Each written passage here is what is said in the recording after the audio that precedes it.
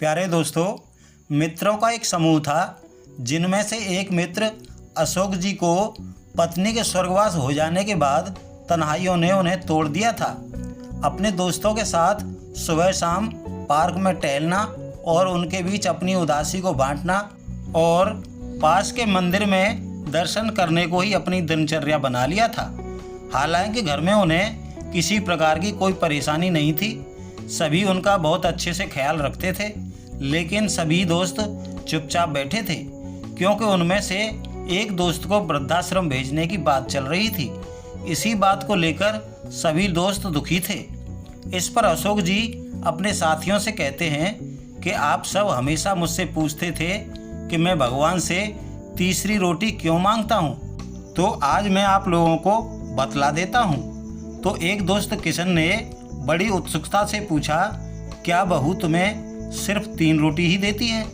तो अशोक जी बोले, नहीं यार, ऐसी कोई बात नहीं है, बहू तो बहुत अच्छी है, असल में रोटी 4 प्रकार की होती हैं। इस पर दूसरा दोस्त मोहन बोला, अशोक जी ये आप क्या बोल रहे हैं, भला रोटियों में भी कोई भेद होता है? रोटियां तो अक्सर सभी एक जैसी होती हैं। हाँ भाई, रोटियों में भेद होता है। कैसा भेद अशोक जी? जानते हो तो कृपा करके हमें भी बताओ। हम तो बस इतना ही जानते हैं कि रोटी सिर्फ रोटी होती हैं। ठीक है दोस्तों, तो सुनो ध्यान से। पहली सबसे स्वादिष्ट रोटी माँ की होती है, जो ममता और वात्सल्य से भरी होती है, जिससे पेट तो भर जाता है पर मन कभी नहीं भरता। इतना सुनते ही एक दोस्त शुभम ने कहा, ये आपने 16 आने सच कहा दोस्त। अशोक जी आगे बोले, पर शादी के बाद माँ की रोटी कम ही मिल पाती है। दोस्तों ने आगे कहा, हाँ ये बात तो सही है। और आगे सुनो, दूसरी रोटी पत्नी की होती है, जिसमें अपनापन और समर्पण भाव होता है, जिससे पेट और मन दोनों ही भर जाते हैं। क्या बात कही है यार। रोहित जी तपाक से बोल पड़े और बोले, ऐसा तो हमने कभी सोचा ही नहीं यार। और ये तीसरी रोटी किसकी होती है भाई, उसे भी तो बताओ दोस्त। हाँ हाँ बताते हैं, थोड़ा धैर्य भी रखो। तीसरी रोटी बहू की होती है, जिसमें सिर्फ कर्तव्य का भाव होता है, जो कुछ कुछ स्वाद भी देती है और पेट भी भर देती है और वृद्धाश्रम की परेशानियों से भी बचाती है।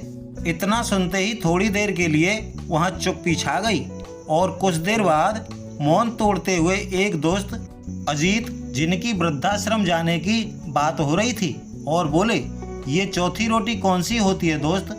तो भारी मन से अशोक जी बोले, मेरे दोस्त, मेरे भाई, ये चौथी रोटी होती है नौकरानी की, जिससे ना तो इंसान का पेट भरता है, ना ही मन तृप्त होता है, और स्वाद की तो कोई गारंटी ही नहीं है। तो फिर हमें क्या करना चाहिए यार? सभी दोस्तों ने पूछा। तो अशोक जी बोले, साथियों, माँ की हमेशा पूजा करो, पत्नी को सबसे अच्छा दोस्त बनाकर जीवन जियो, बहू को अपनी बेटी समझो और छोटी मोटी गलतियों को नज़रअंदाज कर दो। बहू भी खुश रहेगी और जब बहू खुश रहेगी तो बेटा भी ध्यान रखेगा। यदि हालात चौथी रोटी तक ले आए तो भगवान का आभार जताओ कि उसने जीवित रखा हुआ है, और फिर स्वाद पर ध्यान मत दो, केवल जीने के लिए थोड़ा कम खा लो ताकि आराम से बुढ़ापा कट जाए। इस पर बड़ी खामोशी से सभी दोस्त सोच रहे थे कि वाकई हम कितने खुशकिस्मत हैं और भगवान का शुक्र है कि अभी तक चौथी रोटी से बचाए रखा है।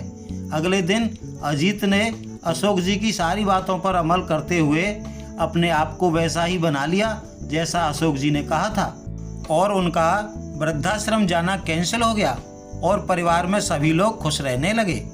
दोस्तों, ये छोटी सी कहानी आपको अच्छी लगी हो और लाइक ना की हो तो लाइक कर दीजिए। मिलते हैं अगली कहानी में, तब तक के लिए आप सभी को प्यार भरा नमस्कार।